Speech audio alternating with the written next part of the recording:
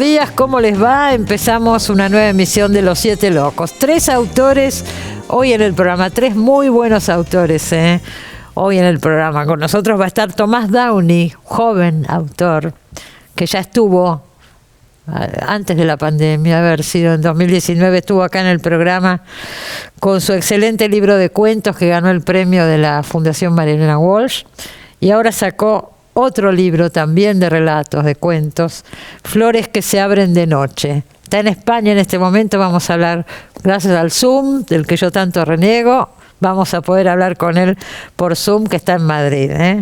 Nos visita también Luis Guzmán con su nuevo libro Flechazo, precioso libro, libro de ensayos, sobre el tema del flechazo, que puede ser el flechazo erótico o cualquier otro encuentro positivo que tengamos en la vida. Precioso libro, muy literario además, porque están los flechazos en la literatura, de Luis Guzmán. Y empezamos con una gran autora argentina que acaba de publicar, no un libro, sino 2.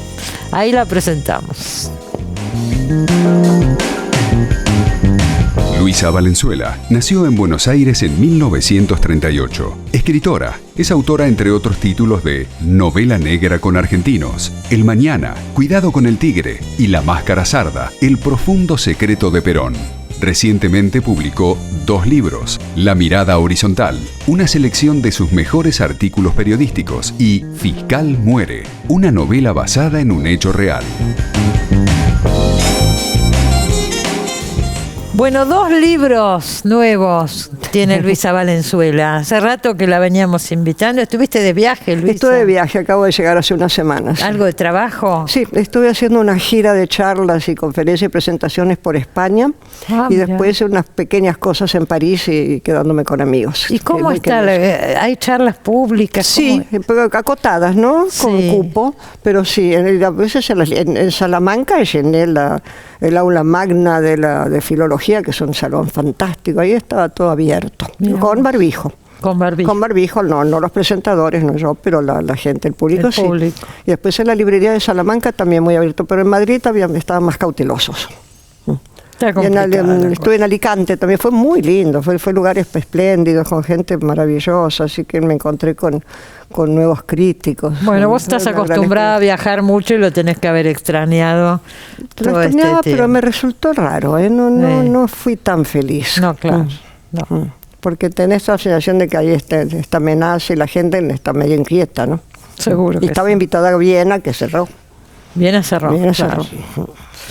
La mirada horizontal, textos periodísticos de Luisa Valenzuela. ¿Usted se acuerda que hace poquito la tuvimos a Lisa Duhovne Ortiz, que sacaron juntas los libros de textos periodísticos como libros en esta editorial, ¿no? Inauguramos esta colección, ¿no? Periodismo de colección. Periodismo de colección. Y justamente en París hicimos una presentación conjunta en la biblioteca de la Embajada Argentina, fue muy lindo, con Zoom a Buenos Aires y con Constanza estaban las Brunet. 2 juntas allá. Estábamos las 2 juntas en la presentación, y Constanza Brunet, la editora, del otro lado, de Buenos Aires, y dialogamos con ella. Mira qué bien. Fue fantástico. Acá dialogamos por Zoom, por supuesto, con Alicia hace un par de semanas. Y ahora te tenemos a vos. Son artículos. Vos empezaste como periodista, muy joven, ¿no es cierto? Muy joven. Yo empecé como a los 17 años. Eso todavía no está ahí, pero sí, empecé muy joven y que me empezó a gustar mucho, ¿no? Fue toda una carrera muy especial que hice, y trabajé mucho tiempo de planta en el suplemento gráfico de La Nación, con un hombre que fue mi gran maestro, que fue Ambrosio Vecino, que en realidad me enseñó a escribir literatura de verdad, porque si bien era periodismo, teníamos que hacer cosas muy, muy precisas, y él era un hombre muy, muy austero y muy, muy capaz con el lenguaje. Era egresado de la Escuela de Letras, ¿no? Entonces tenía un gran amor a la literatura. Pero antes de eso, creo que lo vi acá en el libro, vos a los 20 años te casaste y te fuiste a vivir a París. Sí. A Francia, primero estuve en Normandía, después en París. Sí. Sí. Y desde ahí mandabas notas. Y de ahí para acá. en una época fui corresponsal del diario El Mundo, que ya no existe más, eran otras épocas, ¿no? Pero era un diario importante, ¿no? El diario El Mundo. Era importante y fue muy lindo porque eso me permitió conectarme cuando llegué a París, a vivir en París, con todo el mundo intelectual de París. Vine a hacer el grupo Telquel, estuve muy cerca del Nouveau Roman, fue muy interesante toda esa experiencia. Con la excusa del periodismo me metí, después ya me incorporaban y me integraban. Fue muy lindo, muy maravilloso. ¿Y viviste mucho tiempo en Francia? No, 3 años nomás. Bueno, es un tiempo. Sí, bastante. Es un tiempo. Después volviste para acá. Después vine para acá, estuve unos cuantos años acá, y después empecé a ir y venir y hacer y deshacer.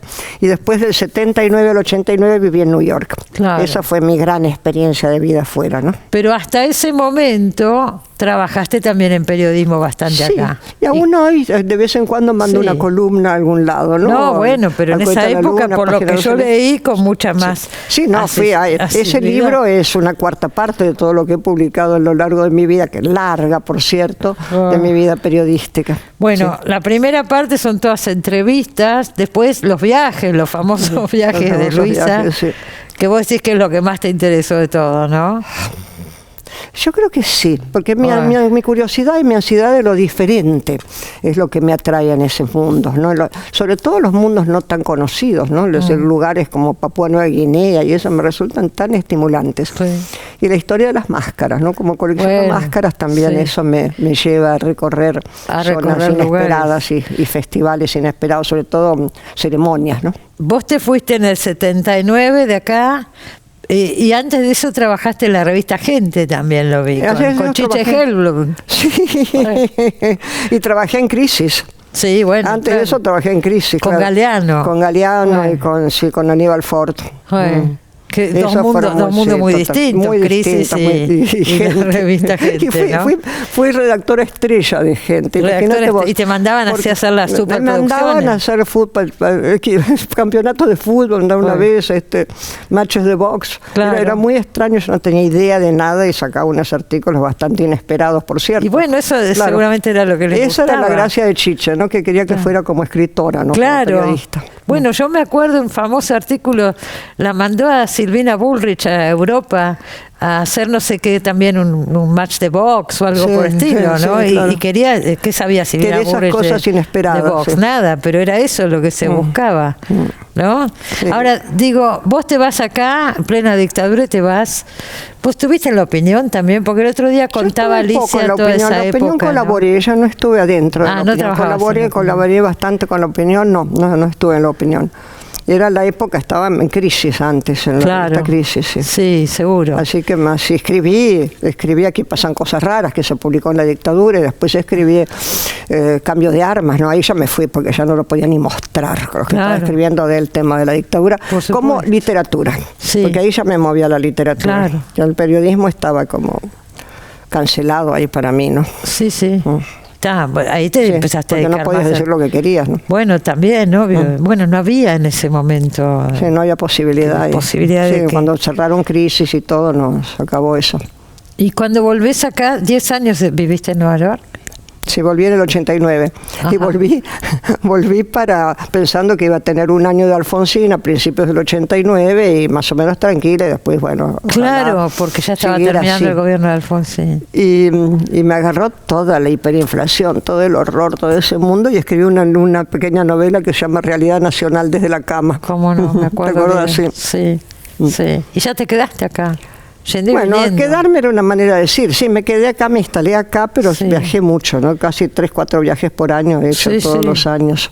Eso es una constante en tu vida. Sí. Bueno, porque me invitan, porque hago cosas afuera, porque me reconocen mucho en México. Tenés muchos contactos, con todos estos viajes y esta vida tuya, tenés muchos contactos y te invitan de muchos lugares. Además, has sido traducida. He sido traducida, he sido muy traducida, reconocida, y me invitan a dar charlas y conferencias y talleres y cosas que me gustan. Y ahora la pandemia.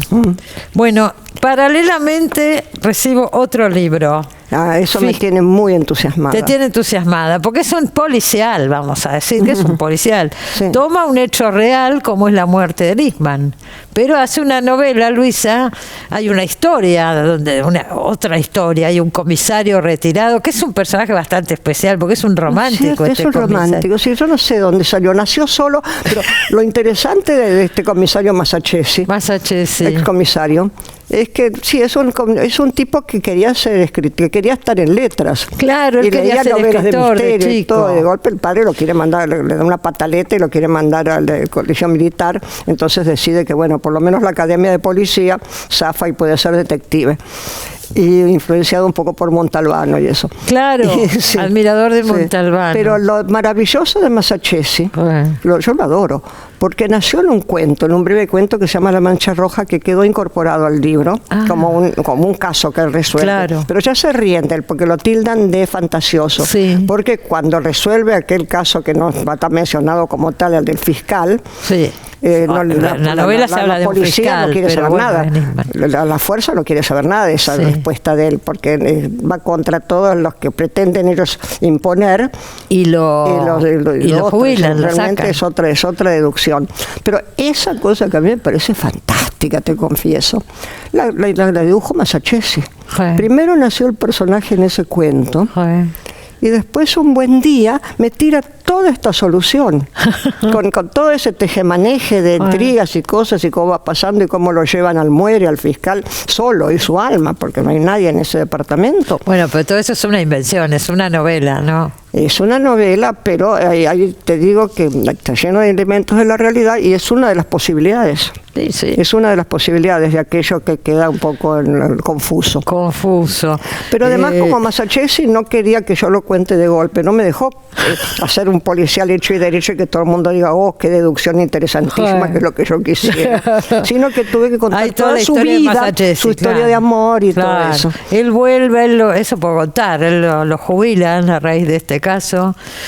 Y llamas o por las redes, qué sé yo, ahora es fácil encontrar una persona y busca una novia de la adolescencia, qué sé yo, de los 13 años, 15 años, sí, no sé. Sí, 15, 16 años, sí. 13, 14, 15. Una vieja novia que había quedado ahí la cosa medio trunca. Que es con la quienes leían los libros de misterio.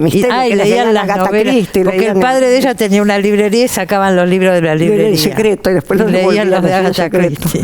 Y entonces, bueno, pero entonces él trata de recuperar esa relación, de hecho la recupera. Sí. Y está toda esa historia de amor. Por eso me daba gracia, porque uno la imagen que tiene del comisario, por lo menos acá en la Argentina, no es la de Masachesi. Y bueno, así lo maltratan al pobre Masachesi. Así se ríen de él, así no le creen las cosas que el tipo deduce brillantemente. Era un romántico metido ahí por la fuerza. Una rara avis, claro, él mismo bueno, lo es dice. Un personaje que vos podés, como Montalbano, eso lo podés seguir en otros libros. Sí, ya tengo. Porque ahora pesqué eso que yo no toleraba, que es el saber el final de las historias, o como que cuál es el enigma que está ahí a resolverse. Si no, no podés contar una novela policial.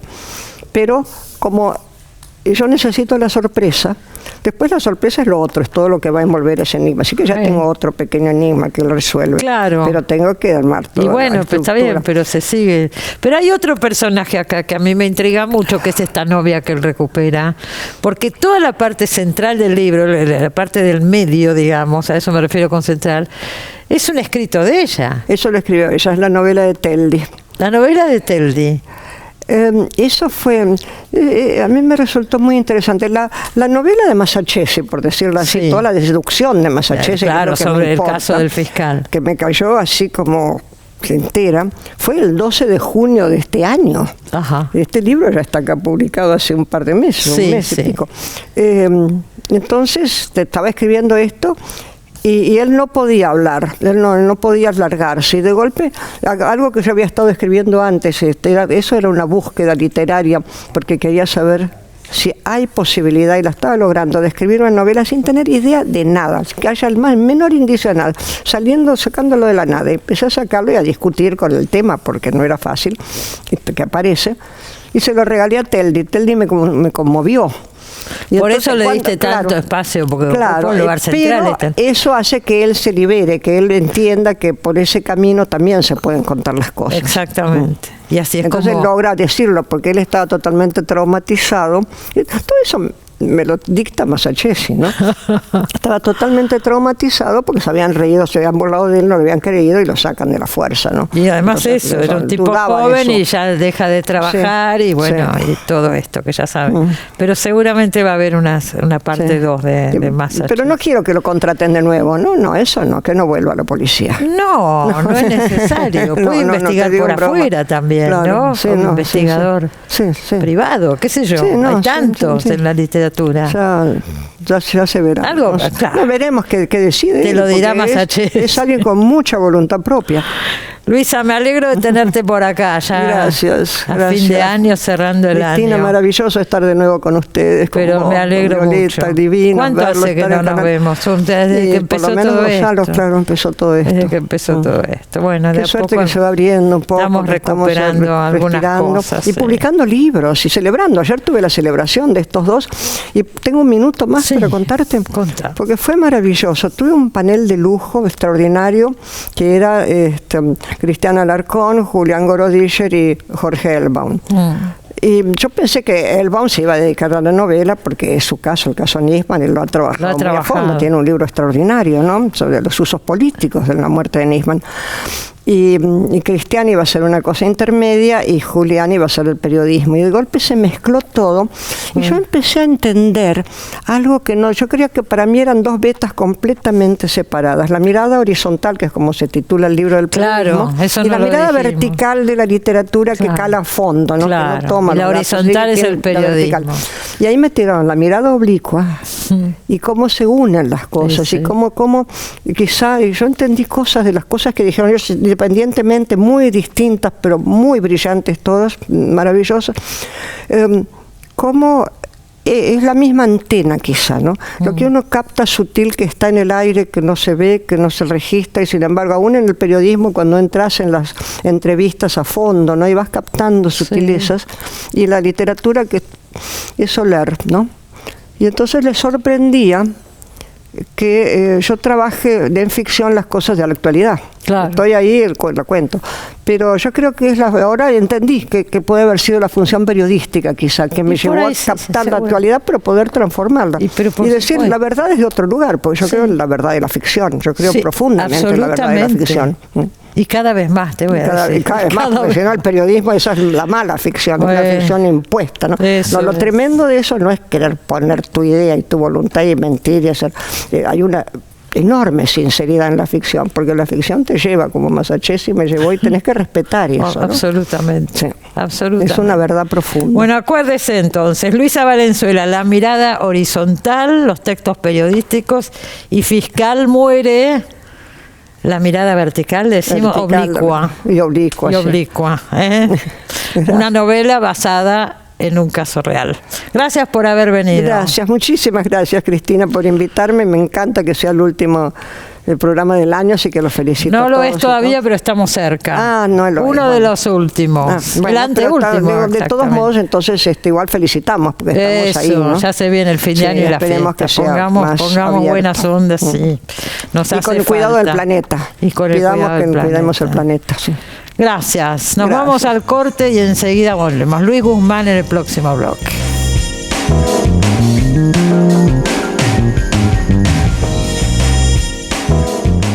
Bueno, Luis Guzmán con nosotros, ¿eh? Acá lo tenemos a Luis Guzmán. La última vez que vino al programa yo me estuve fijando, Luis, fue en 2019, que sacaste 3 libros juntos, 3 libros de ensayo, ¿te acordás? Me acuerdo, La valija de Frankenstein, Esas imbéciles moscas, sobre las moscas en la literatura, y La literatura amotinada sobre Lamborghini, Libertela y Piglia. 3 libros juntos sacaste en ese momento. Sí, porque impresionante. Escribo mucho. A veces uno piensa por qué... Suponete, uno pensaba Roa Basto, ¿no? Después de ese gran libro, Yo el Supremo, ¿no? A veces, ¿por qué no se puede dejar de escribir? Claro, vos decís, si escribió ese libro, ¿para qué? Claro, no hace falta más. ¿Por qué no puedes dejar? No puedes dejar de escribir, digamos. Me parece que algo de eso hay. Y por supuesto, además está muy bien, pero digo, a veces impresiona, 3 juntos. Pero aparte muchos libros, estos 3 eran libros de ensayos. Yo creo que la última novela tuya, por lo menos que yo vi, es Hasta que te conocí. Claro. Y ahora hay 2 que están por salir, una, No quiero decirte adiós, y una sobre tango, sobre un canto de tango, se llama 2 extraños. Pero se juntó 2 extraños como el tango. Sí, claro. Le saqué el cómo, ¿no? Claro. Y digamos que, bueno, se fueron juntando. Se van juntando. Sí, tengo una en Ampersand, 2 ¿cómo es? En Edasa. Claro, de distintas editoriales. Editoriales que se fueron juntando los libros, ¿no? Pero, bueno, me estoy riendo porque cuando viniste con estos 3 de ensayo, el anteaño, dijiste, hay uno que salió, no sé, creo que en Edasa. Entonces los otros 2 que son de editoriales chiquitas los saco juntos para impulsarlos, claro, con el ¿no? que tiene más distribución, ¿no? Y sí, porque a mí me parece que está muy bien las editoriales por independientes. Supuesto, hay que apoyar.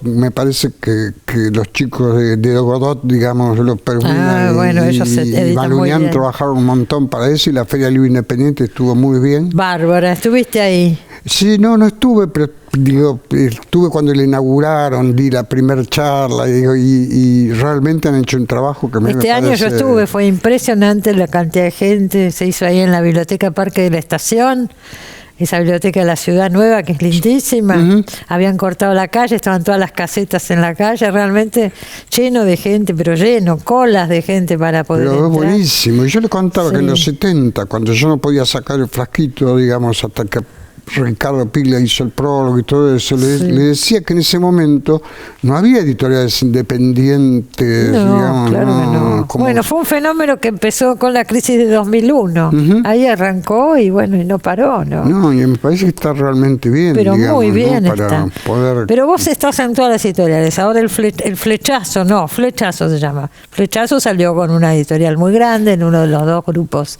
grandes que tenemos acá. O sea que vos estás desde la más chiquita hasta la más grande.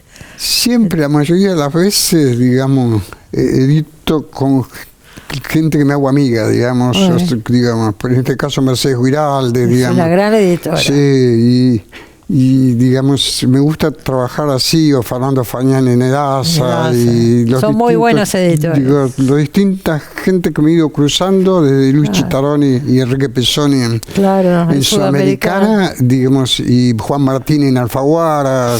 Siempre me fui cruzando con gente. Me es muy difícil si no poder hacerlo. Y no, me parece la mejor manera, la mejor manera. Pero te estás inclinando mucho, que me parece muy atractivo, como en este caso de Flechazo, a buscar o textos literarios o personajes de la literatura o autores, o sea, personas reales, escritores, alrededor de un tema, ¿no?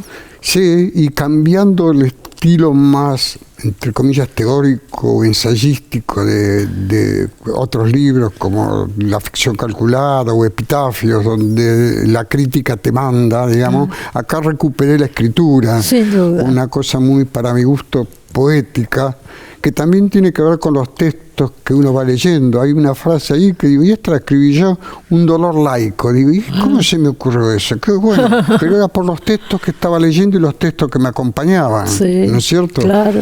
Entonces, digo, es otro tono, porque cuando yo me he inclinado en la ficción mucho más a la trama, y en la trama perdés un poco de estilo, porque no puedes hacer hablar a todos los personajes de la misma manera, no podés ser lírico cuando crees, digo, hay más administración. En cambio ahí, digamos, son como siluetas. Pero de todas maneras, está alrededor todo del flechazo en todos los sentidos, no solamente, qué sé yo, una relación erótica, sino cualquier tipo de relación.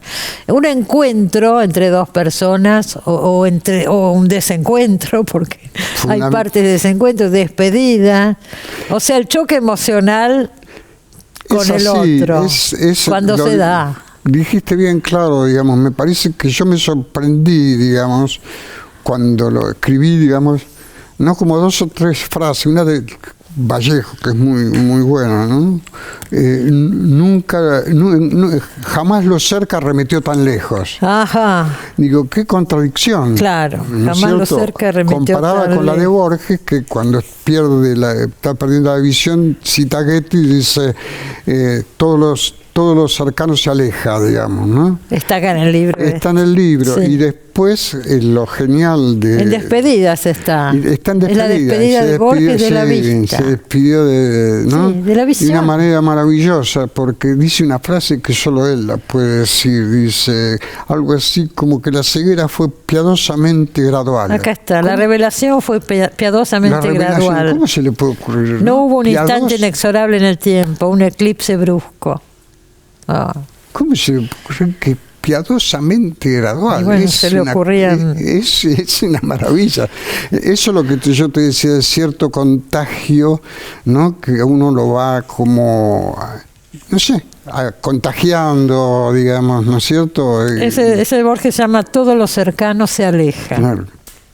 Bueno, aparecen tal cantidad de personajes que yo me voy tomo el libro para ir acordándome. Justo antes del de Borges está El beso de la mujer araña de Manuel Puig, ¿no? El encuentro entre Molina y Valentín. Ese sí, y aparte Manuel era un amigo, y es muy lindo el de... ¿Eras amigo de Puig? Sí, muy. Muy. El otro día fui a una charla de Cara Cicaleta, que le he dedicado el número a Puig, y llevé las cartas y llevé la dedicatoria de La traición, que dice La traición de Rita Hayworth. De Rita Hayworth, perdón, que dice a Luisito o a Luis, que escribió el frasquito, lo saludan y están todas nombres de actrices rodeándolos, saludando a Elina Colomer, las que le gustan a él, Moreno, todas, estaban todas, digamos. Pero argentinas. Todas argentinas, digamos, todas argentinas. Porque le gustaban a él las grandes divas de Hollywood. A mí me llamaba Mecha Ortiz porque decía que era una flaca nerviosa. Les ponían, a Carlos Fuentes, como le decía, era tremendo. Y a Vargas Llosa también le decía como esa actriz que se sonríe tanto. No me acuerdo ahora, pero era bravo. Sí, era muy... Bueno, muy yo querido. por referencias, porque lamentablemente no conocí a Manuel Puig, pero bueno, me hubiera encantado. Es un libro también entre amigos, ¿no? El texto de Ricardo Pilo es muy lindo, sobre el primer amor, digamos, ¿no? Cuando se conoce con la compañera de banco, sí. y dice, nos escribíamos cartas, pero eran tan chicos, digo, yo se escribían cartas, y la chica creo que se llamaba Clara Jules, y dice, después en todas las mujeres me encontré con Clara Jules, ¿no? Bueno, eso ya es muy poético, es un escritor. No, claro, digamos, hay que ver, ¿no? Si están así, ¿no? Bueno, se habla de los adioses de Onetti, del Gran Gatsby. Bueno, ¿no? Bueno, claro. ¿Qué sé yo? Yo no me voy a acordar de todo esto. Hay un cuento de Misteriosa Buenos Aires, de Mujica Lainez, Ilustres Amores, una solterona llamada Magdalena.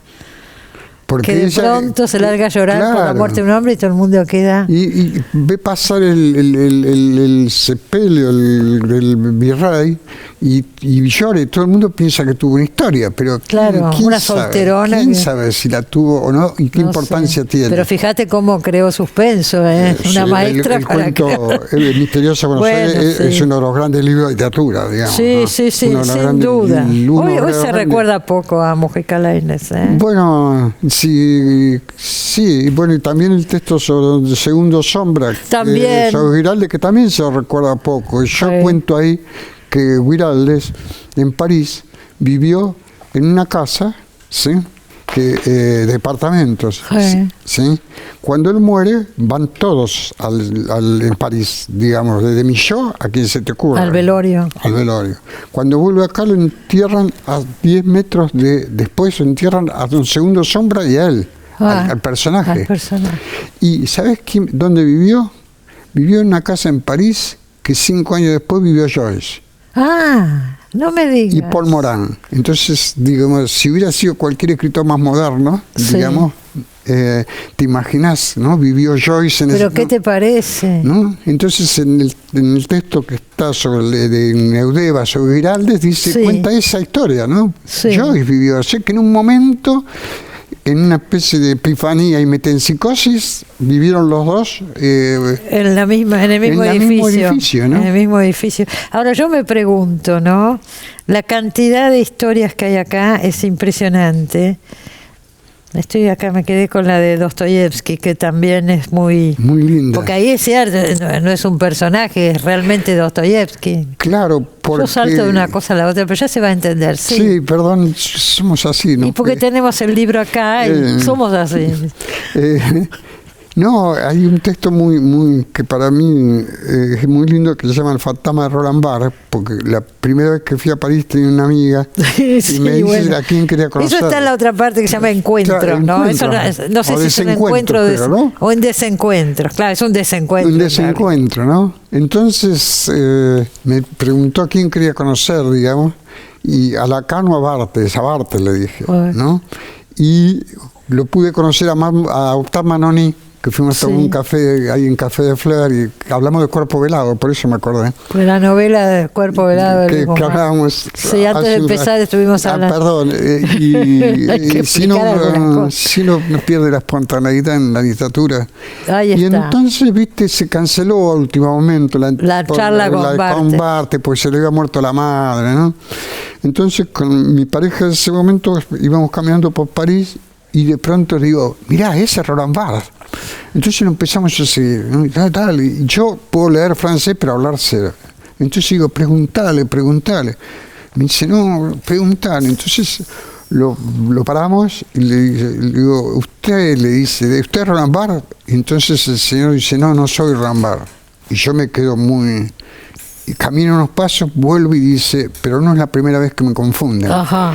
Entonces fue bárbaro y Mercedes Guiralde se le ocurrió y dice, y pone esta frase. Y entonces puso, ¿y si te mintió? Es que es verdad, por ahí era. Y ese cansado de que... Harto, claro. Harto de que lo le decía que no era, los turistas. Entonces es como anécdota de un encuentro. Claro, ese encuentro me parece a mí maravilloso, digamos, ¿no? Sí.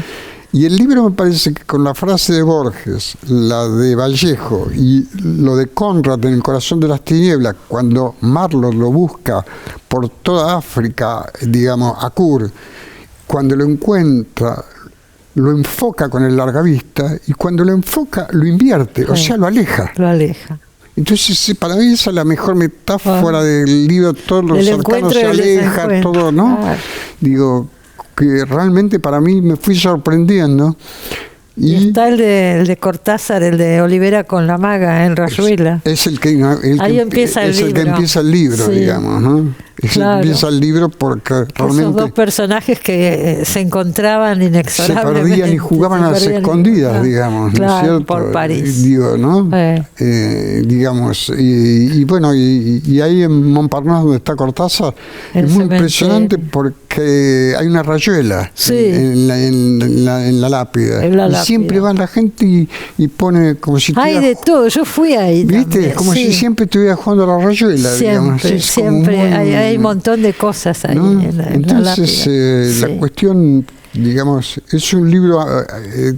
y después, claro, se resignificó. No es que lo escribí porque empezó en 2019, pero se resignificó con todo lo que pasó, que fue un momento de encuentros, desencuentros y despedidas que no pudimos hacer, digamos. Exactamente. ¿No? Como con amigos, digamos, ¿no? ¿Qué tal? ¿Qué te parece? ¿No? Que fue duro, digamos, ¿no?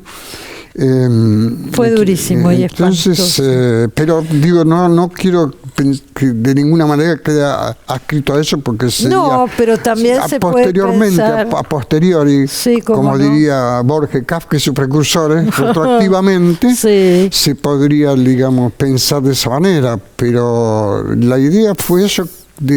¿No?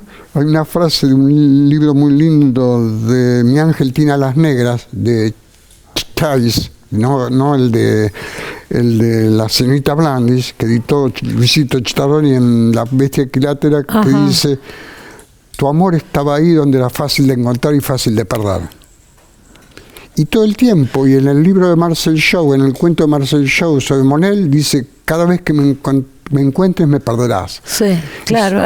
Pero ese tópico está todo el tiempo marcando, ¿no? Como si, digamos, no hubiera lo uno sin lo otro, digamos. Acá las que pones al principio también me parecieron. Todo encuentro casual es una cita. Ese es muy... de Schopenhauer. Ese es muy, muy linda. Es muy linda. Y la de Paul Giraldi es muy linda porque es más difícil no el primer beso, sino el último. Y vos sabés que yo se lo conté a un chico que es poeta y me dijo, bueno, pero el primero puede ser el último. Claro, también. Y tenía razón. Tenía razón, ¿no? Y hay una de Lezama Lima: no busco encuentro. Haciendo su fin todo se apresura. ya que la flecha carece de ojos. Bueno, ahora, ¿dónde encontrás todo esto? Porque para hacer este libro... me parece que Lezama toma la cita ahí de Picasso, yo no busco encuentro, pero él la modifica, digamos, con esta de la flecha que no tiene ojos, ¿no? Sí. Que me recuerda, viste, la frase de Borges tan linda que dice, flecha que se deja empuñar, cuchillo volador, larga repercusión tienen las palabras. O sea que la flecha es lo que se empuña y lo que vuela es el cuchillo, él invierte. Claro.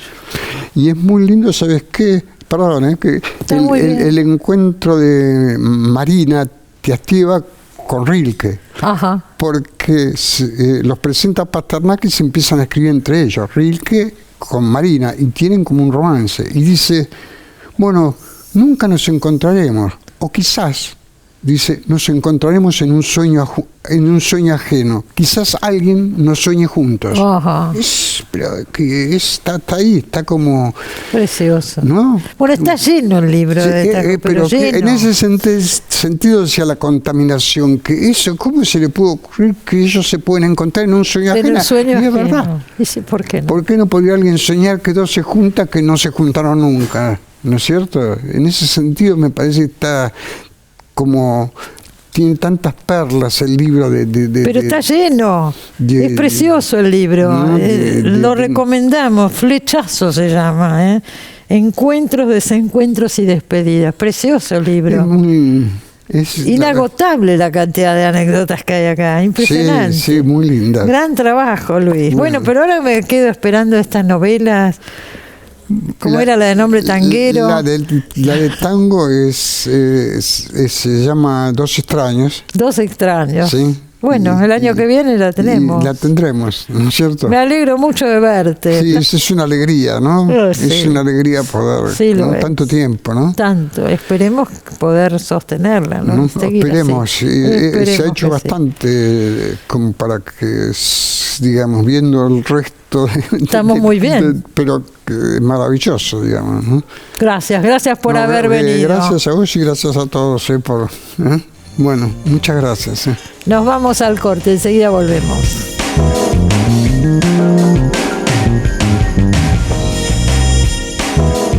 Bueno, acá tengo en la mano una reedición del libro Misteriosa Buenos Aires de Manuel Mujica Lainez, que acaba de salir editada por Edasa. Es una preciosa edición porque contiene además los grabados que hizo sobre Misteriosa Buenos Aires esa gran artista que fue Aida Carballo. Así que es una edición muy especial, lindísima. Además es una buena oportunidad para el que no lo haya leído de leer este libro que reúne relatos de Mujica Lainez sobre la ciudad de Buenos Aires, desde su fundación hasta el siglo XX. Algunos son relatos realistas, otros tienen elementos fantásticos. Hay todo tipo de relatos, hay personajes reales, personajes ficticios. Vale la pena leerle este libro. Tiene cuentos inolvidables como La pulsera de cascabeles o El salón dorado, El hombrecito del azulejo, precioso cuento. Hace unos años, me estoy acordando, unos cuantos años, se hizo una película sobre 3 cuentos de Misteriosa Buenos Aires, con 3 directores diferentes. Estaba Alberto Fischerman, Ricardo Gullicher y Oscar Barney Finn. Era muy buena película también, tiene unos cuantos años, capaz que se puede ver en las redes. Bueno, recomendamos esta edición de Edasa, de Misteriosa Buenos Aires. Y ahora nos vamos a comunicar por Zoom con Thomas Downey. Ahí va. Bueno, acá tengo Flores que se abren de noche, el último libro de Thomas Downey, y ahí lo tenemos a Thomas Downey, que está en Madrid en este momento. ¿Cómo estás, Tomás? Hola, Cristina, acá muy bien. Muchas gracias por invitarme, muy contento de estar acá. Al contrario, vos sabés que cuando salió tu libro anterior, El lugar donde mueren los pájaros, que acá lo comentamos tanto, libro de cuentos excelente, era el segundo libro de Thomas Downey, que ganó el premio de la Fundación María Elena Walsh en literatura. Y bueno, y ahora aparece este libro nuevo, también de cuentos, relatos, en realidad 4 largos relatos. Y me entero que Tomás se fue por un año a España, pero dije, lo seguimos hasta España, pero queremos conversar un poquito con él. Así que estás en Madrid hasta el año que viene, hasta mediados largos del año que viene, hasta septiembre, me decías, Tomás. Sí, estoy acá trabajando, escribiendo. Ahora la verdad que últimamente es como que está en cualquier lado, porque dentro del departamento por el frío. Claro. Y todo el día trabajando. Estoy con unas traducciones, que las traducciones son un trabajo muy de estar sentado muchas horas en el escritorio. Pero bueno, cuando salgo estoy en Madrid, ¿no? Así que muy, muy contento. ¿Se publicó el libro también allá? Me decías, este último libro se publicó en España. Sí, acaba de salir por la editorial Paripé. Que es una editorial que más que nada hacía libros de fotos, libro de imagen, y se está lanzando ahora con narrativa. Ajá. El editor se llama Patricio Binaghi, es argentino, y salió hace 3-4 semanas de imprenta. Lo presentamos hace 2 semanas en Lata Peinada, acá en la librería de Madrid, con Paloma Vidal, que es el libro, es otro, sacó también un libro con Paripé, es el libro anterior de la colección, que es un libro que también salió en Argentina hace muy poquito por Tenemos las Máquinas.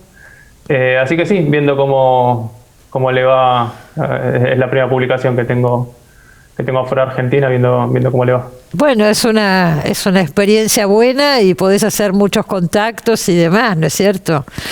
Ahora, lo que claro, estás escribiendo algo nuevo, me decís, ¿son cuentos también?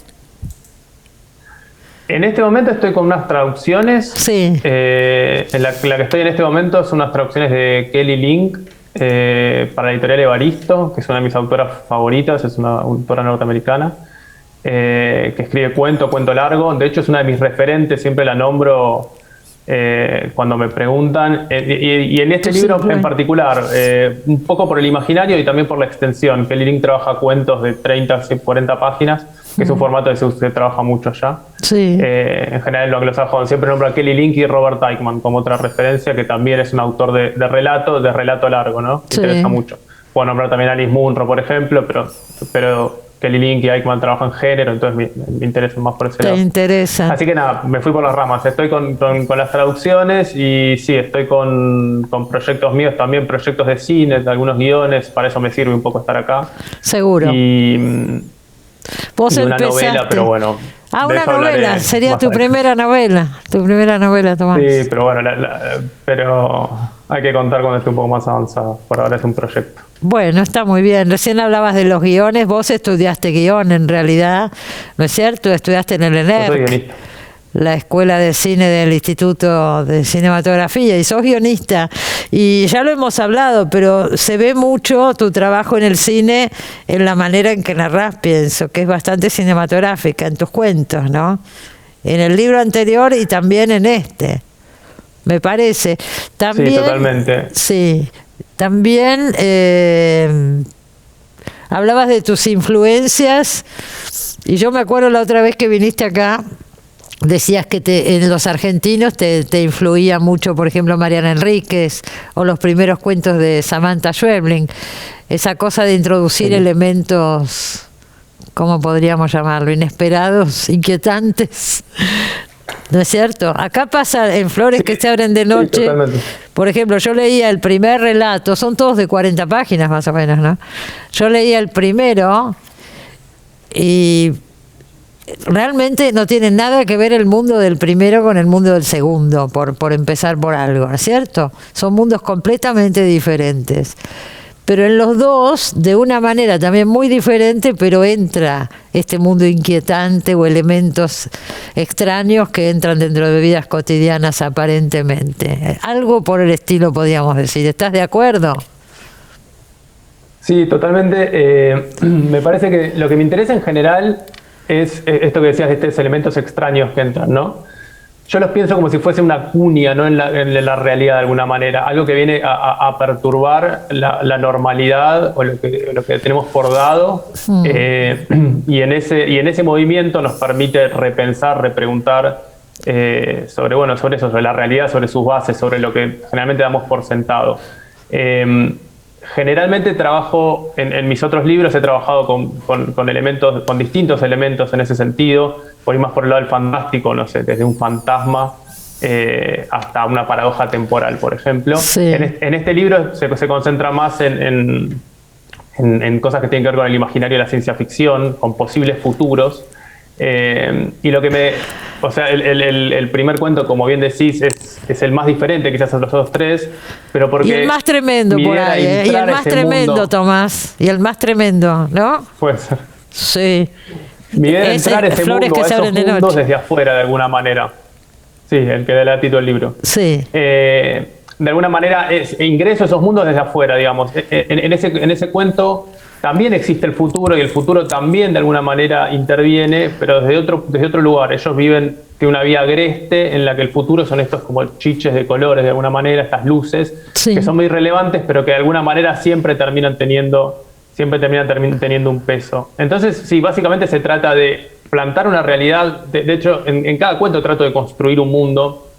Yo que sé, uso ciudades que pueden ser Buenos Aires, por ejemplo, como set. Set para mí es Buenos Aires hoy, pero no me gusta nombrarla. Prefiero como que eso me da mucha más libertad para cambiarla, modificarla, rearmarla como a mí me parezca. Sí. Y digo, en cada cuento trato de armar un mundo, un universo propio, y ver cómo que en general funciona en espejo, de una manera como espejo deformante de nuestra propia realidad. Uh-huh.